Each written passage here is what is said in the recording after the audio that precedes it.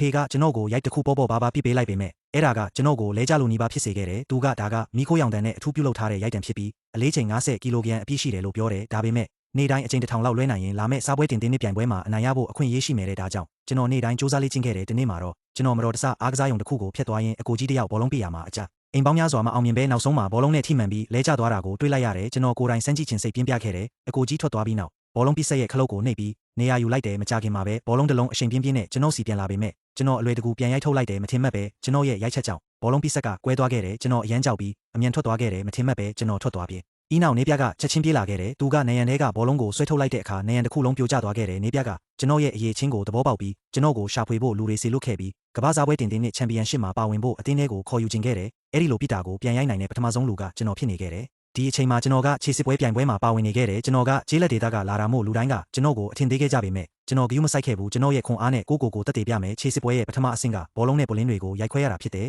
ကျွန်တော်ပြိုင်ဘက်ကွင်းထဲရောက်တာနဲ့ခွန်အားစုပြီး